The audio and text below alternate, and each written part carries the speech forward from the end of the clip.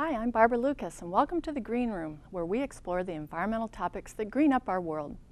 Two of our globe's most urgent issues are dwindling natural resources and climate change. While scientists and policymakers debate the best top-down strategies for dealing with these problems, today we will be discussing a grassroots, bottom-up approach. Our guest is Laura Smith, a doctoral candidate at the University of Michigan in architecture and environmental psychology. Laura, welcome to the show. Thanks so much, Barbara. So your work at the University of Michigan, is it connected in any way to your grassroots community work?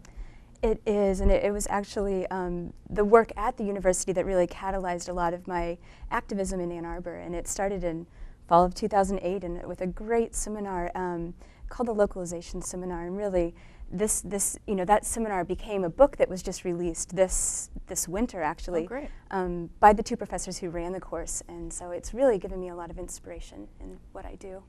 And what is localization, and how does that benefit the resource scarcity and climate change issues? Yeah, it's a big question. Localization is basically the idea that we'll need to source more of the basic things for our lives a little bit closer to home, at least some of those things. And there's benefits to that are, economic, that are ecological, as well as personal. In terms of economic, we're supporting some, diversity in our local economies. Mm-hmm. In terms of ecology, we're looking at less transit, less gas used, less emissions. Mm-hmm. And in terms of the personal aspects, which I think are also very interesting, we're looking at deeper connections with each other, with our neighbors, and with the land that sustains us. Mm-hmm. Great. And I've heard of autonomy, resiliency in terms of communities. What is resiliency? Yes, that's a word we use a lot in localization themes. Resilience is basically the idea that we have enough diversity to cope with uncertainty or different kinds of challenges, right? So thinking about how the economy or how the environment, there's a whole bunch of big uncertainties and questions that we may be moving into in the future. And if we're resilient as individuals, as families, as communities, we're diverse enough to be able to handle different kinds of scenarios. That's the idea anyway. Okay, great. And your work in community grassroots, it got started with something called the transition movement. Mm-hmm. What is that? Yes, so the transition movement was started in about 2005 in the UK, and actually we have the handbook here. One of the founders, Rob Hopkins, really wrote some nice resources, and a lot is on the web as well, that what he was trying to do was catalyze communities to think about how our communities are very dependent on fossil fuels right now, and how that's actually, there's a lot of vulnerabilities with that dependency. So what he was trying to catalyze was, communities starting to do projects that help us reduce our energy and hopefully reduce our dependency on fossil fuels. Mm-hmm. And one of those projects is the Great Rescaling. It's talked about a lot in there. Yeah. You've been working on that in the Ann Arbor area, right? Right. So Transition Ann Arbor started in 2009, and we were attempting to do many different kinds of projects that involved different kinds of education. And one of those projects that we're still doing now is the Rescaling Festival, where we're really twice a year trying to get the community together for a day-long festival of workshops on low-energy skills. Great. So as long as we're on that topic, let's show a 4-minute video that we put together that illustrates that concept. Here it is now.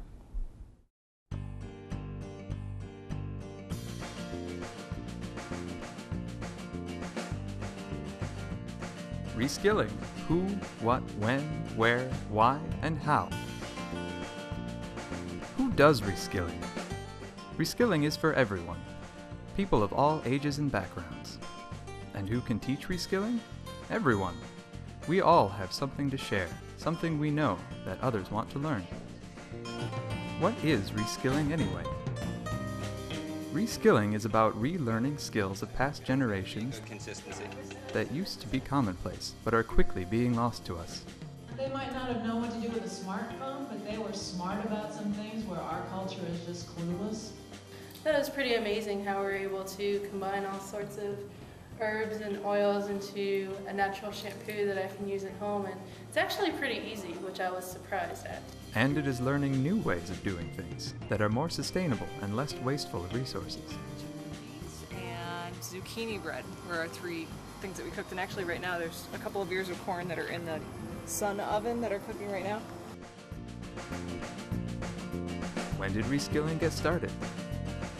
Interest in back to the land and folk arts is not a new thing. But as our world rapidly becomes more technologically complex, there is renewed interest in preserving simple skills that meet our basic needs. And the dual challenges of resource scarcity and climate change are additional incentives to learn ways of doing things that promote resilience. Where can we find reskilling opportunities?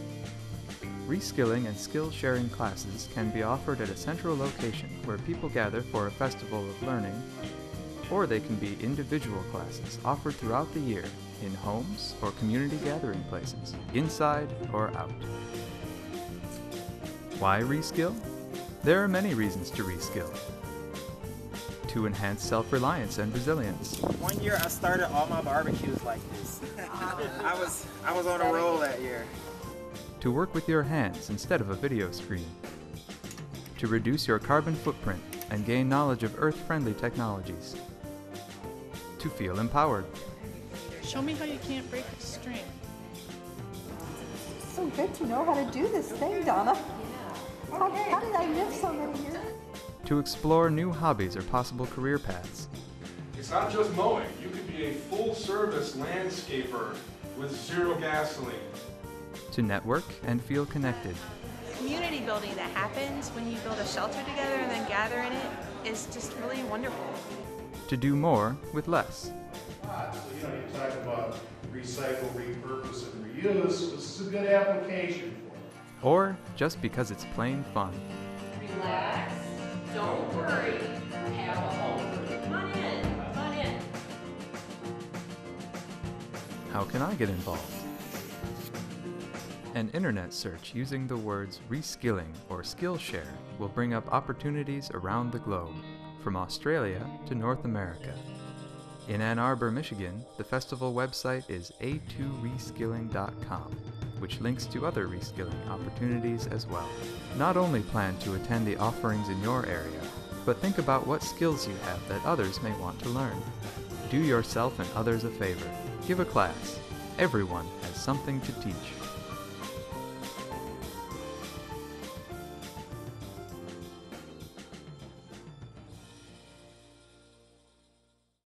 So the movie shows a page from the transition handbook where there's peak oil and climate change at the top. Now, what is peak oil?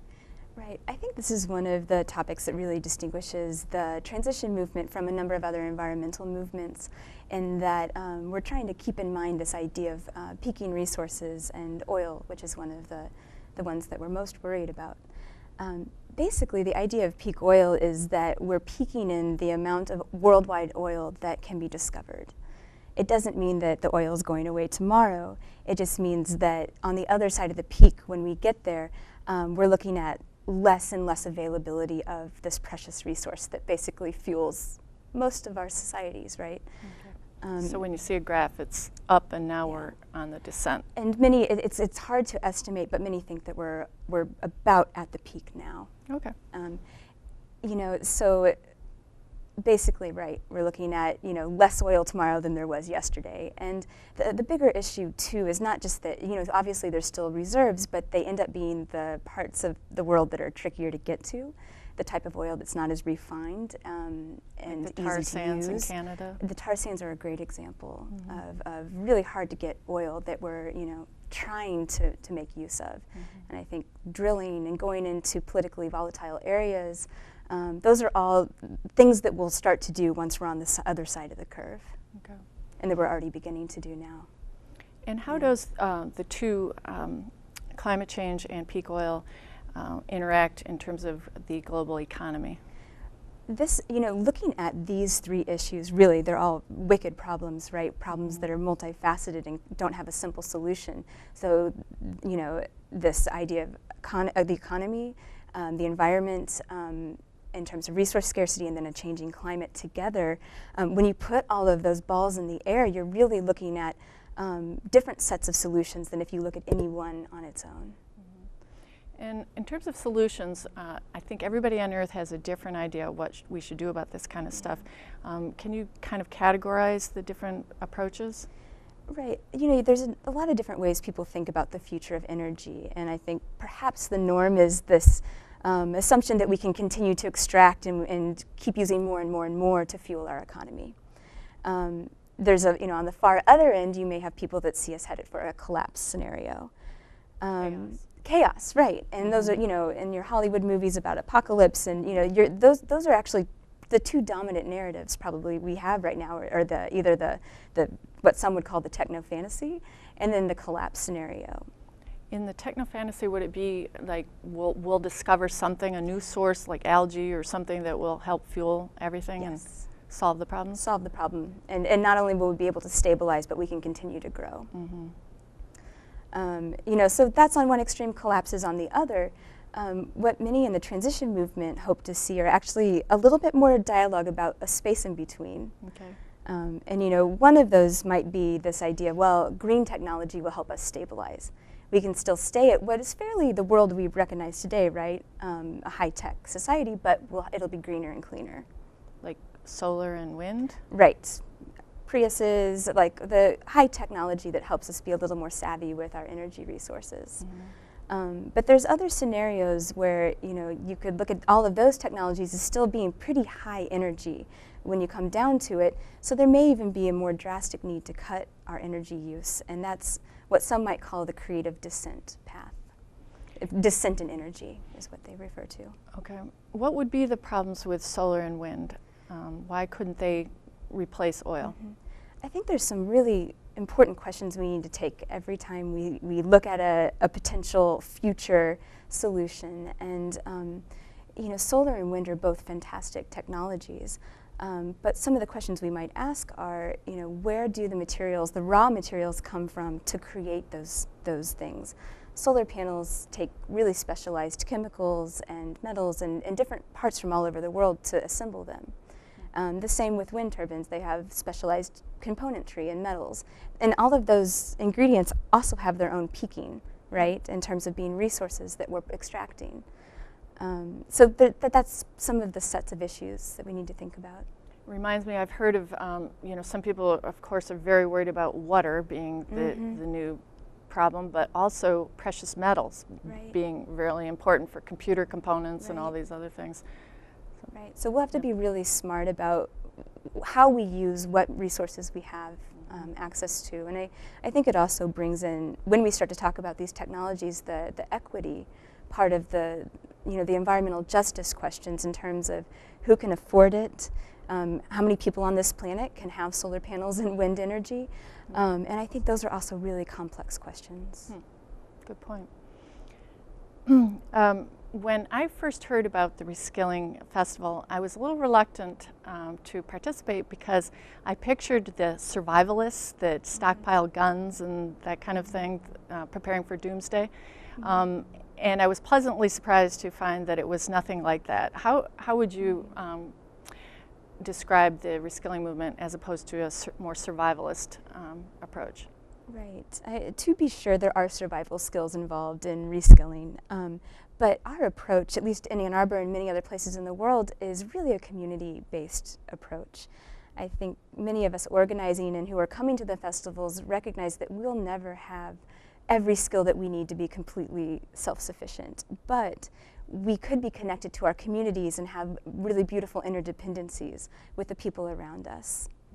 And so that to me is a pretty different approach than thinking I'm going to go somewhere, hoard my resources, and learn every skill and go live by myself, which I think is, you know, maybe may work in the short term, but if you're not connected to community, you may hit other issues, right?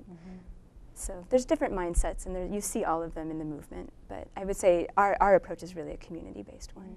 We need each other, essentially. Exactly.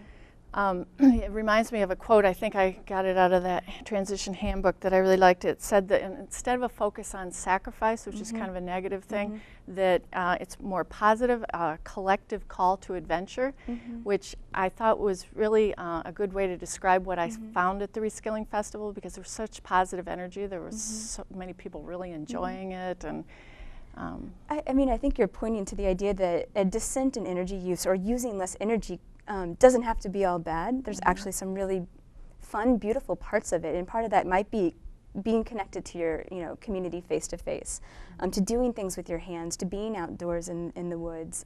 There's a lot of very fulfilling aspects, we think, of finding different ways to do day-to-day skills.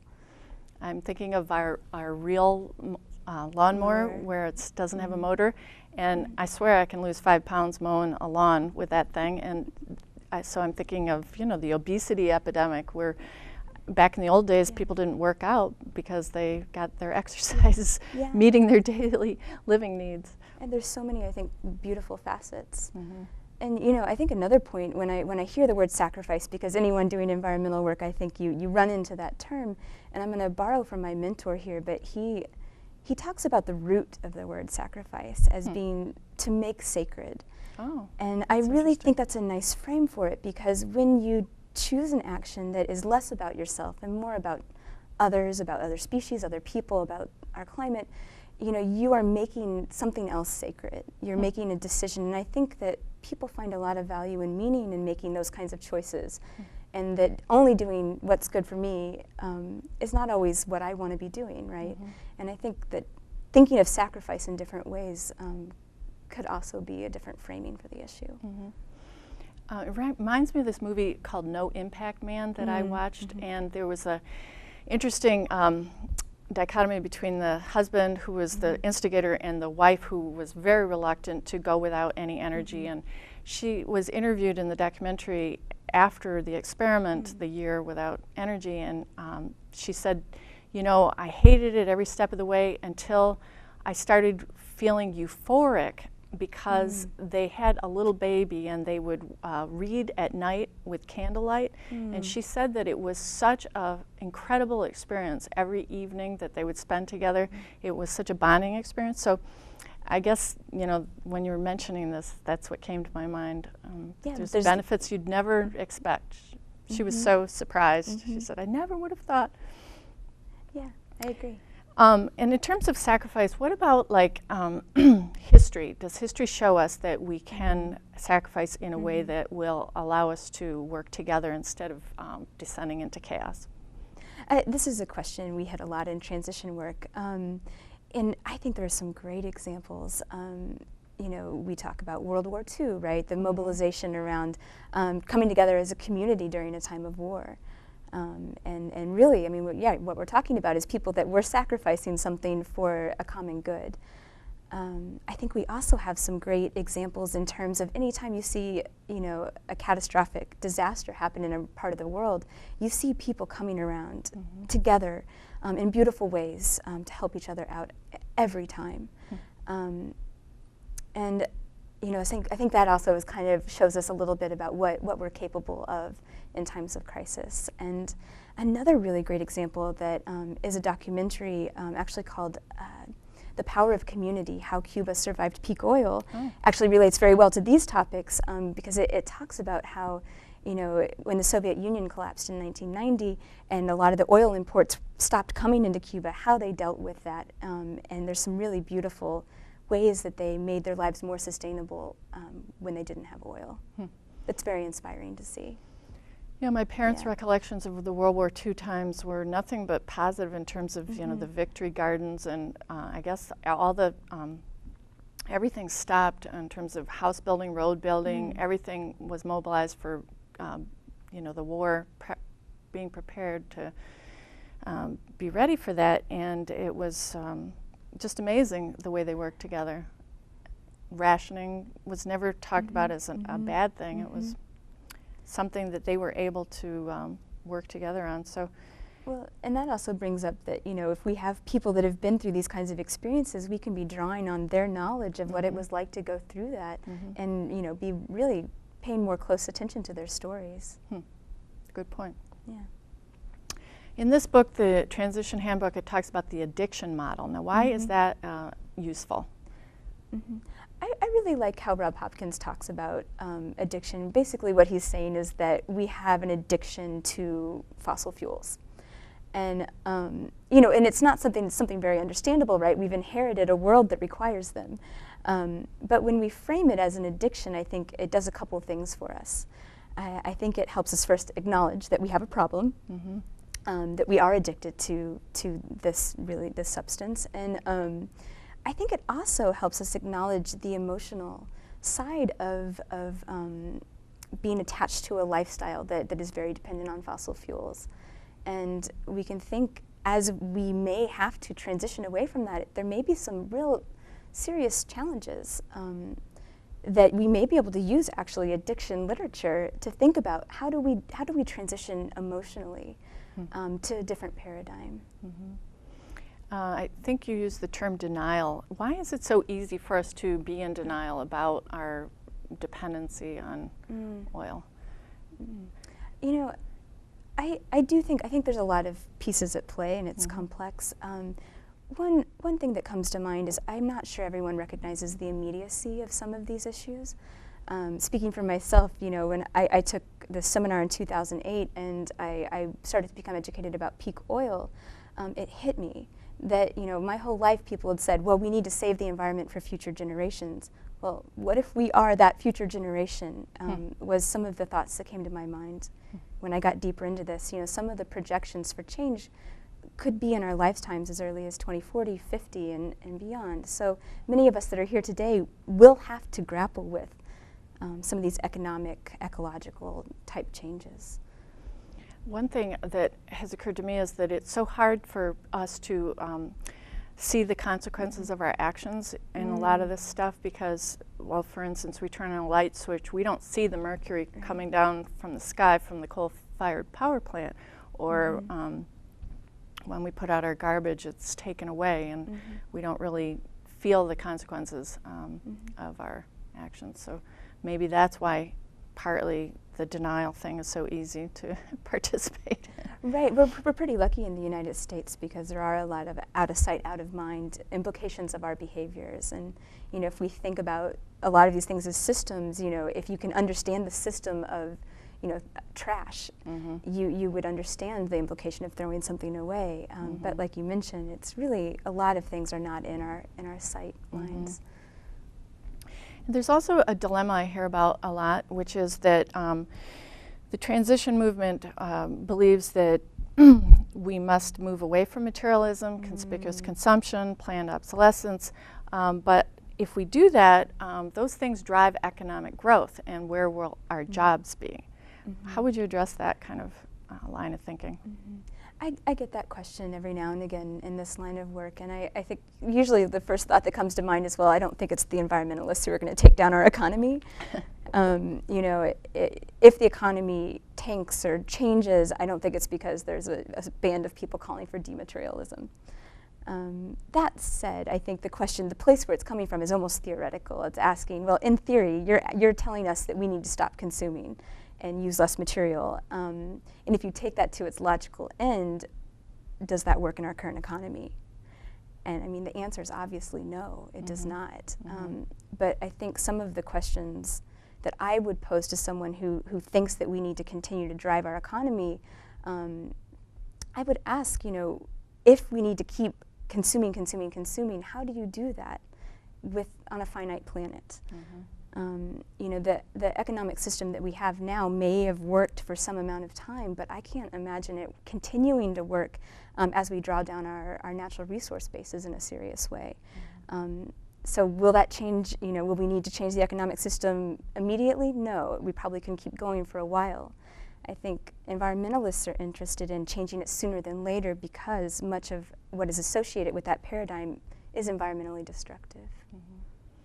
And we want to be prepared, resilient. You know, and there already are some people starting to think, well, what would that different economy look like? I think David Horton is one of the people I go to, and he's written pretty eloquently about that. So, you know, I think there are some imaginative thinking in terms of, well, what does a different economic system look like that takes a finite planet into account? There's certainly a lot of young people going into things like farming that they're college graduates. I mean, so much interest in that kind of stuff. So that these people are getting jobs. It's just a different kind of job Right. And the way that we get paid may be different in the Yeah. future. Who knows? Mhm. But again, I think we just need to be really creative about how we think about all these issues at once. The reskilling video that we showed had a little bit about please teach others, and mentioning that there's classes being offered between the festivals. Can you address that? There's kind of a movement worldwide to get away from what do they call it? Institutionalized learning. Yeah. It's a slightly more decentralized approach to trying to learn, and it's very organic, right? As you're alluding to, you know. So there are a number of movements. I'm more familiar with the ones that are happening here in Southeast Michigan, you know, because of our reskilling efforts, which are really, you know, 2 festivals, you know, so really only 2 times a year. Well, in between that, I think you still see a flurry of activity from different organizations. You know, such as the Ann Arbor Grange, or you know, the co-ops usually have different kinds of presentations. The Free School, there's a thriving permaculture movement, and we have links to all of these things on our A2 Reskilling website. Okay, great. Well, are there any other links on that website that people can they find out about things that are going on in other parts of the country? Sure, yeah, we have a little bit going on in terms of, because there are different kinds of reskilling festivals, and we've been contacted from groups all over really the world about trying to do these kinds of festivals, so we try to stay networked as much as possible. Great. Well, thank you so much for being here, Laura. Really appreciate it. Yeah, It's it was been very fun. interesting. Thanks, Barbara. You'll find links relevant to the show at ewashington.org/greenroom. Thanks for joining us here in the Green Room.